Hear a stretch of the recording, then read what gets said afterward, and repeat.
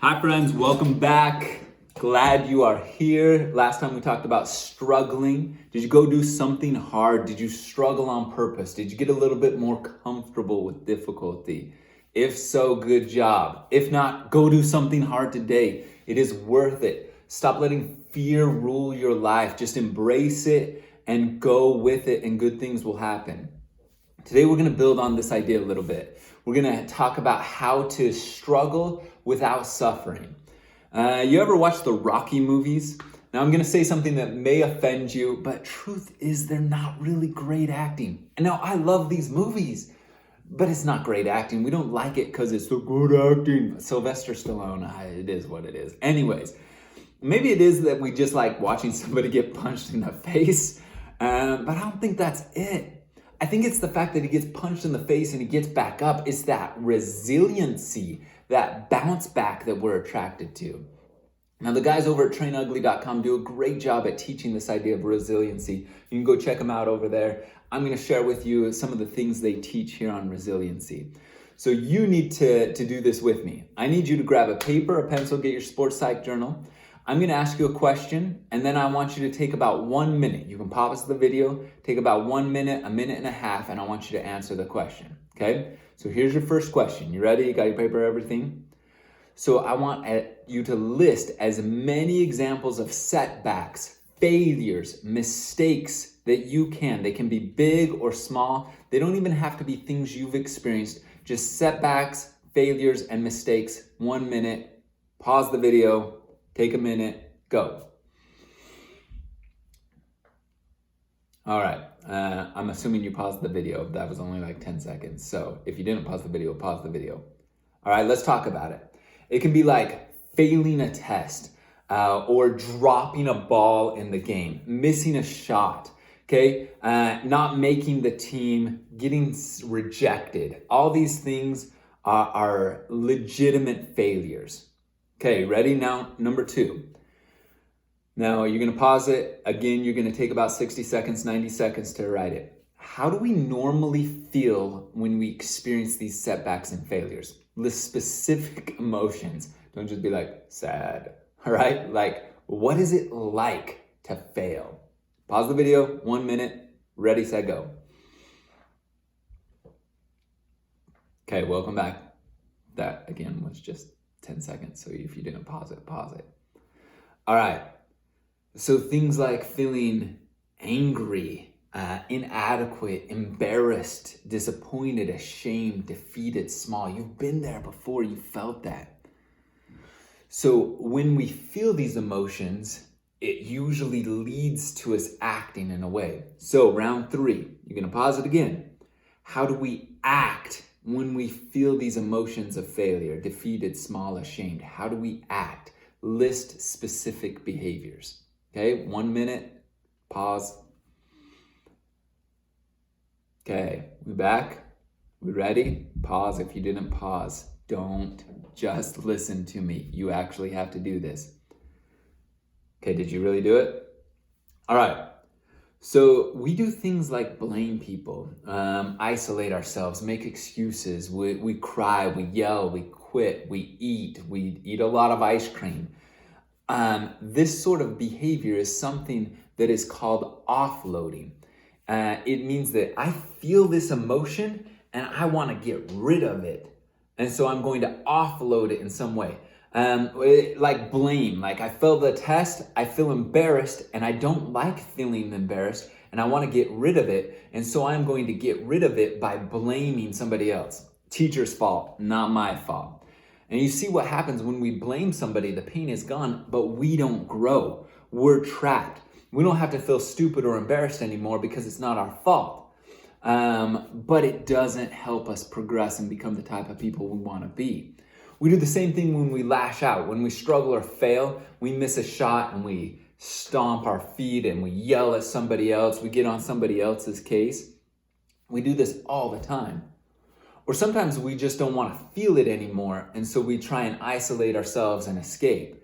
Like, we suppress those emotions and we try and cover them up with good emotions like the pleasure from eating food or drinking something, or watching Netflix, or just scrolling through Instagram, we try and numb out real emotions and cover them up. But in doing so, we don't deal with this actual struggle, and so we don't grow, okay? Or we just plain quit. We don't do the thing that caused us pain anymore. We asked somebody out, they said no, and so we don't ask anybody out again. Or we go to a party and we feel embarrassed, so we don't go to parties anymore. Or we stop trying at math, or we stop trying at sports. This is such garbage. You're not sent here to earth to be this great evolutionary pinnacle to just quit and hide. Stop. So what do? Round 4, you ready? How would you like to act in those situations? Ideally, if you had a choice, how would you like to behave when you struggle and fail? Okay, not how you do, we're looking at how would you like to do it. So 1 minute, pause, go. Really take a minute, write it down right now. Okay, welcome back. So there's a difference between feeling pain and suffering. Like, you're going to feel pain when something doesn't go right. It's a fact of life, and that's okay. It's a trigger saying, hey, there needs to be an adjustment made here. It's a signal saying, hey, we need to do something different. Suffering, though, is when we stay in that situation of pain because we use negative or destructive actions to deal with this pain. We lash out, we blame, we make excuses, we numb, we hide. And we don't take ownership over the things we can take ownership for and move forward. This is super easy. We all do it. We're not saying you're a bad person for doing it. We're saying recognize what doing this does to you. When we start to tell ourselves stories that exaggerate this situation and that we assume pain is a sign of weakness and we try and get rid of it, all of these things limit our growth. But we're not trying to immediately get rid of pain. What we're trying to do is saying, okay, I'm feeling pain. Why? What adjustment can I make? Anytime we keep it into the sphere that we can control and we work on things we can control, we begin to grow, we begin to feel better, and we begin to cure it. If we're just always trying to hide from it, if we ask that girl out and she said no, and then every time we see her, we feel ashamed, instead of saying, you know what, here's the adjustment I need to make and move forward, then you can see that individually without having to run away or put your head down or anything like that. You can just be you. So have the courage to have a tough time and still be good to other people, to not blame them or to be angry, to accept what happens, to control what we have influence over, and to move forward.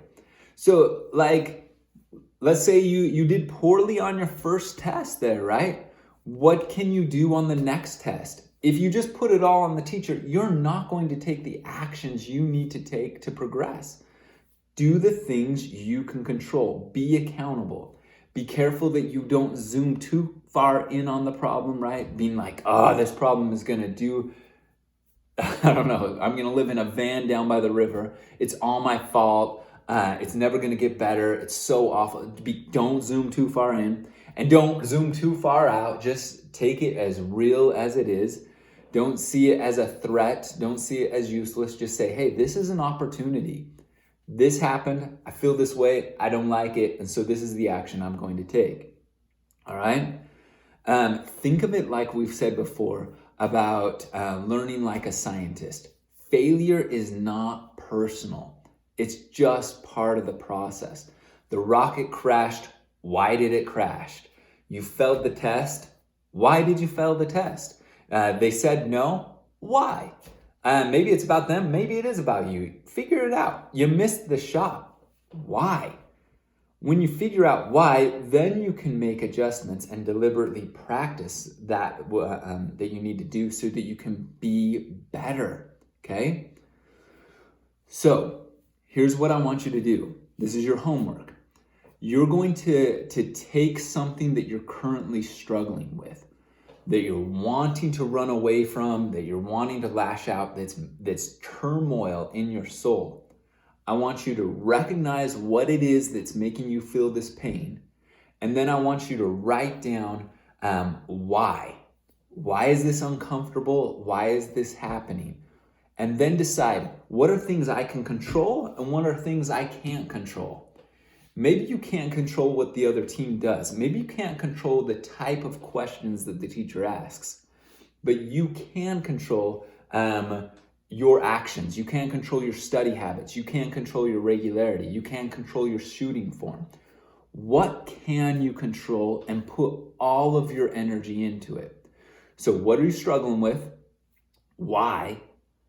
And then what can you do about it? Write down a plan, reframe it as an opportunity, and then be accountable for your growth and see what happens. It's a lot better way to live, man. Try it out. Okay? I'll see you next time.